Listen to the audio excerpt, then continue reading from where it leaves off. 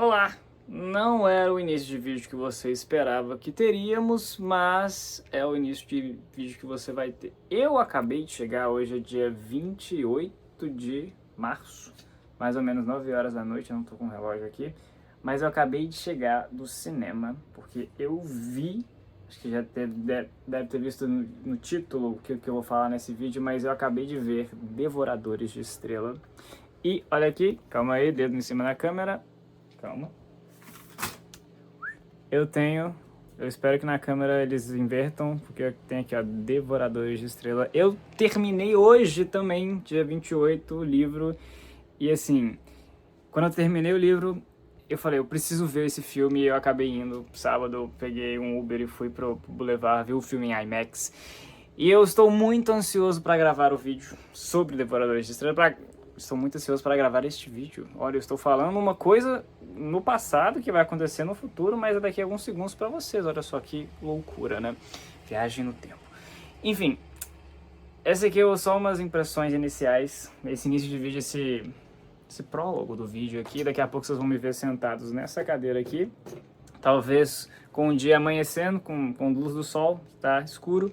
E eu vou falar um pouco sobre... Eu vou fazer tipo um vídeo de Morro dos Ventos Uivantes, né? Eu vou falar um pouco da história do livro, vou falar um pouco das minhas impressões do filme, fazer um comparativo, mas eu vou adiantar aqui... Não vou falar. Segue pro vídeo, bora!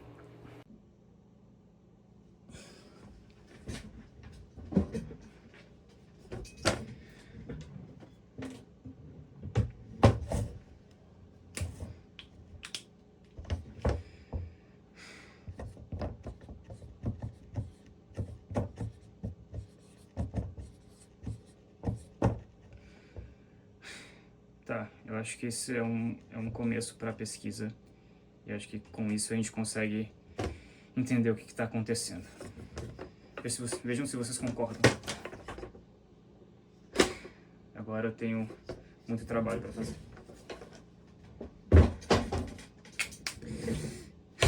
Mas eu não sou um astronauta.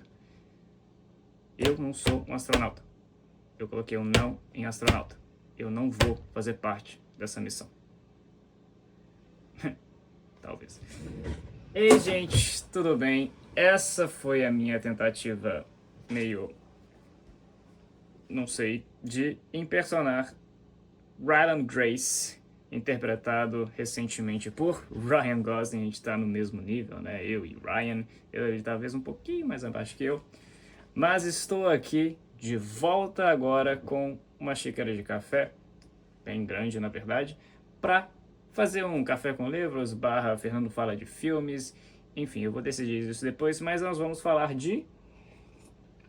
Bom, se você já viu o filme, tá sabendo do hype por aí, com certeza estou falando de Devoradores de Estrelas, ou em inglês, que é um nome muito legal, Project Hail Mary. E eu acho que eu vou fazer o vídeo todo assim, se vocês não se importarem, também se eu não assar de calor com essa coisa de lã aqui. Vamos falar sobre Devoradores de Estrelas, este livro barra filme que está fazendo a cabeça da galera, a sensação do momento. Eu li o livro, eu vi o filme e eu tenho muita coisa para falar e eu estou encantado. Amaze, amaze, amaze. Feliz, feliz, feliz com ambas as produções. Então vamos lá. Temos essa capa belíssima aqui. Acho que tanto o livro quanto o filme, eles têm um adjetivo que pode descrever os dois, bonitos, lindos, maravilhosos. Então, Devoradores de Estrelas, do mesmo autor de Perdido em Marte, autor cujo nome é Andy Weir. Esse livro, publicado no Brasil pela editora Suma, que faz parte da Companhia das Letras, editora seguinte, se não me engano, foi publicado originalmente em 2021 para toda a galera e temos 423 páginas. É um pouco a menos que um dos livros de Manual de Assassinato para Boas Garotas, se não me engano, menos páginas que Boa Garota Segredo Mortal, mas o detalhe este livro eu acho que ele tem o maior tamanho possível, né? Ele é muito alto e as páginas têm a letra quase que minúscula, né? Então tem menos páginas que alguns outros livros, mas ele tem a quantidade de informação nele é enorme, né? Tem muitas coisas sendo ditas neste livro. Então, vamos dar um contexto para esta obra aqui. Temos Ryland Grace, ele é um professor do 8º ano, do fundamental, só que ele acorda um dia em um lugar diferente, logo depois da saideira. Ele não sabe onde ele está, ele não sabe quem ele é, e só que não é numa casa de uma pessoa estranha, num país diferente, talvez, numa cidade diferente. Não, ele está em um sistema solar diferente. Nós vivemos no sistema solar do Sol, mas ele está em Tau 7, a outra estrela Tau 7 que está a 12 anos-luz da Terra. Isso é muito longe mesmo. E você pensa, poxa, se ele tá lá, ele tem um motivo, né? Só que ele não sabe de nada. Ele teve sua memória tá falhando, ele não lembra porque tá ali, e ele só precisa descobrir, sobreviver e fazer o que quer que ele tenha ido lá para fazer, que é nada mais, nada menos que salvar a humanidade.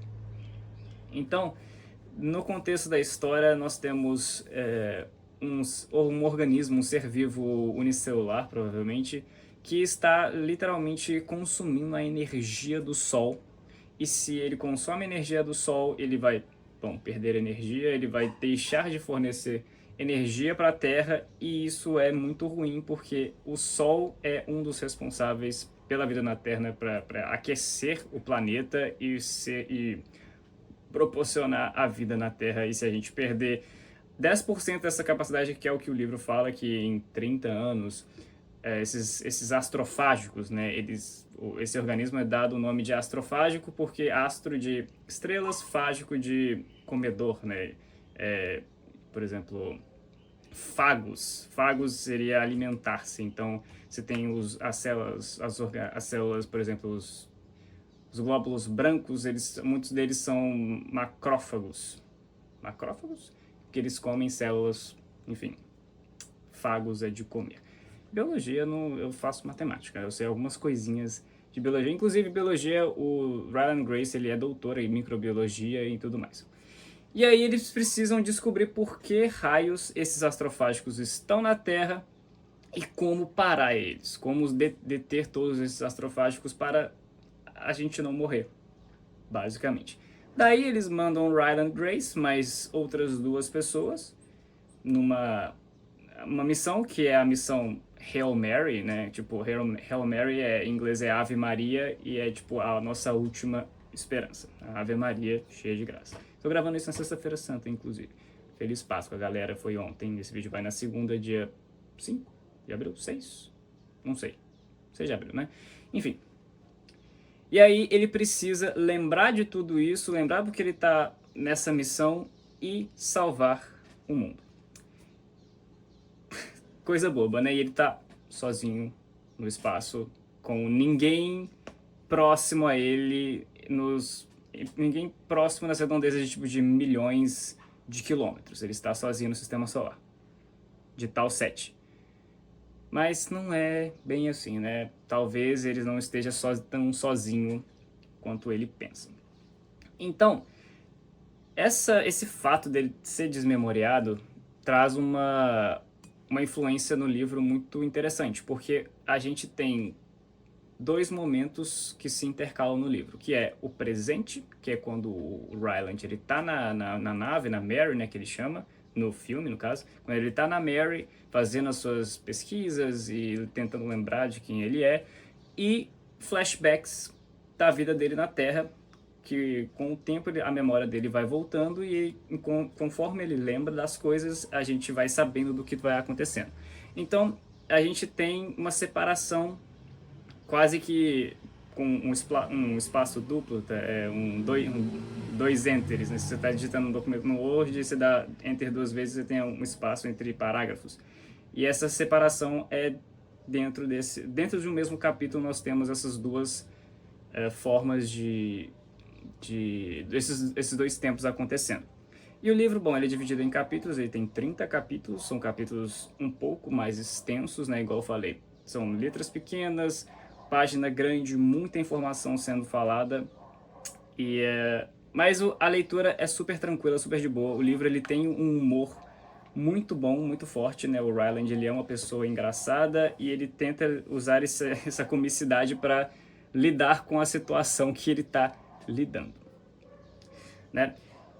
E temos poucos personagens nesse livro, poucos personagens, assim, não poucos, né? A gente tem um personagem principal que ele aparece quase que 100% do livro, temos uma personagem secundária que é Eva Stratch, que é a mulher mais poderosa do planeta Terra, que está por trás da missão Hail Mary. Então ela é super mandona, e ela tem a autoridade de todo mundo e ela é tipo uma pessoa muito foda.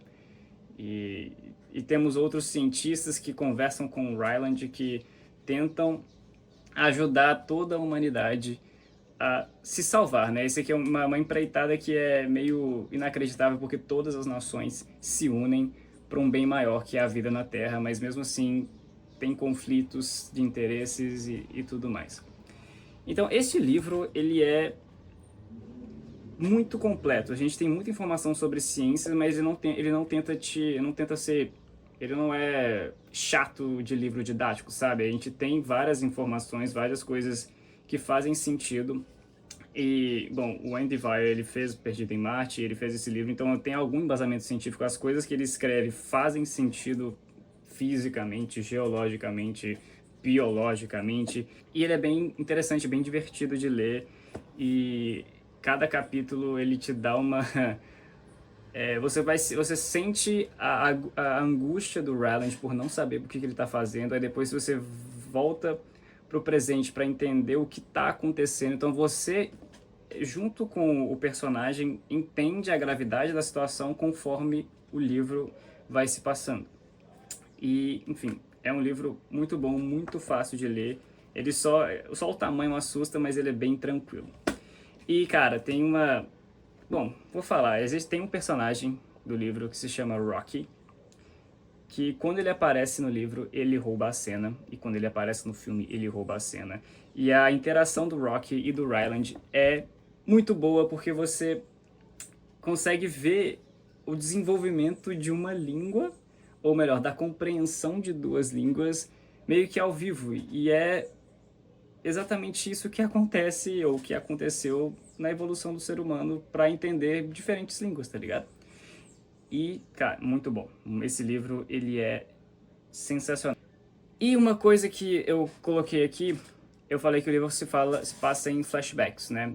Você tem o tempo presente na Mary e o tempo passado do Ryland. Mas como a distância entre Tau 7 e a Terra são 12 anos-luz, você leva 12 anos para chegar, né? A informação, a luz, o que acontece em Tau 7 leva 12 anos para chegar na Terra. Por exemplo, uma coisa que eu vi um vídeo para explicar a relatividade. Se você vê, a gente vê imagens de telescópio de estrelas, tudo mais, do James Webb e tudo mais. A gente está vendo imagens do passado, porque a luz dessa rapaziada demora muito tempo para chegar na luz do telescópio. Então, o que aconteceu há 2 bilhões de anos atrás, a gente está vendo agora, por exemplo. Então, a gente pode estar vendo estrelas que já não existem mais, por causa dessa diferença de distância e de tempo, da dilatação do tempo e tudo mais. Então, como essa diferença de Tau 7 à Terra são 12 anos-luz, é como se tanto os flashbacks quanto o tempo presente da Hail Mary estão acontecendo ao mesmo tempo. Porque as coisas na Hail Mary acontecem 12 anos, a imagem 12 anos na frente, por exemplo. As imagens, a luz dela demora 12 anos para chegar até a Terra, e 12 anos atrás é como se o Ryland tivesse nem embarcado na Mary ainda. Então, é loucura. Relatividade é uma loucura. E, bom, a minha nota pro livro é 5 de 5. É impressionante. Tipo, não dá pra parar de ler. Você fica... E tem muitos momentos de ação e tensão aqui que você fica angustiado para saber o que está acontecendo. Você fica Se tivesse uma cadeira para me segurar, eu estaria na ponta tipo, segurando na ponta da cadeira e, assim, me deu sensação, tipo, de buscar fôlego, tá ligado? Porque é muito, muito, muito doido.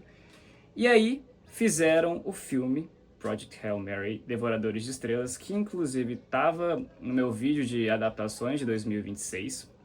Eu não sabia que era livro, e aí eu corri para comprar, para ler, para depois ver o filme. Inclusive, eu vi a primeira imagem do filme, que é o Ryan Gosling no... Talvez eu possa até colocar, né, olhando por fora de uma escotilha.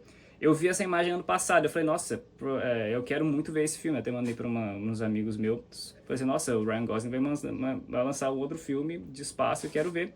E finalmente chegou, e cara, agora no café. Eu acho que eu nunca vi uma obra adaptada tão fiel quanto Devoradores de Estrelas. 100% do que acontece no livro acontece no filme. Ou 100% do que acontece no filme é o que está no livro. Então, e isso me deixou muito feliz. É óbvio que tiveram algumas mudanças, mas essas mudanças foram muito bem encaixadas. São mudanças mínimas que não atrapalham em nada o entendimento, o andamento da história. E eu fiquei sabendo que o filme originalmente tinha 4 horas de duração. Então, nessas 4 horas de duração, provavelmente era o livro inteiro 100%, mas ficou com 2 horas e meia e, assim, maravilhoso. E, bom, eu já falei algumas vezes, o Ryan Gosling, ele faz o Ryan Grace, e, cara, ele é o personagem perfeito. Ele consegue ser, ele é natural, ele é naturalmente engraçado, e o Ryland, ele é naturalmente engraçado. E a gente tem a personagem da Sandra Hüller, que fez Anatomia de uma Queda, ela é muito boa. Ela faz a personagem da Eva Stratt, que eu achei que ela poderia ter sido um pouco mais mais mandona, porque a Eva Stratt no livro, ela é a pessoa, assim, ninguém bate de frente com ela, ela é a maior autoridade da Terra, e eu não senti tanta autoridade assim nela no filme. É óbvio que você vê que ela é uma pessoa... A atuação dela é meio concisa, meio sempre séria, e, tipo, não entende muito o humor, tá ligado? E você vê que ela é uma pessoa que é super superior, mas eu achei que ela poderia ter mais cenas mais mandona. Ela é mais enérgica no livro do que no filme, mas funcionou muito bem. E você tem uma abordagem diferente para ela no livro, no filme, porque tem uma cena, se você já viu o filme, tem uma cena que é muito foda de emocionar, no meio, mais ou menos no meio pro final, mais ou menos no meio, que você fala, nossa, Eva Stratt tá fazendo isso? Nunca imaginaria, mas faz todo sentido. Se você viu o filme, você sabe a cena que eu tô falando. E aí a gente tem... Assim, basicamente o que acontece no livro acontece no filme, e o filme, eu vi ele em IMAX, vejam ele em IMAX, ele foi feito para ser em IMAX, e o filme, ele é muito bonito. Tem uma cena no meio, mais ou menos no meio também, com a linha de Petrova, que é uma das coisas que tem no livro, que é fantástico. Quando ele chega no planeta de Adrian, é fantástico também. E a interação do Rock com o Ryland é sensacional. O personagem do Rock, eles acertaram demais. E eu fiquei muito feliz, assim, eu tava sorrindo no cinema, porque a minha experiência recente com adaptações foi Morro dos Ventos Vivantes, que eu odiei. Então eu sentava na cadeira do cinema de Morro dos Ventos Vivantes, eu ficava assim, falando, nossa, que filme ruim, que filme ruim, que filme ruim. Não é isso que acontece no livro, não é isso que acontece no livro, eles mudaram tudo, só tem metade da história e tudo mais. Em Devoradores de Estrelas, eu já fiquei assim, meu Deus, é isso no livro. Isso é exatamente igual no livro.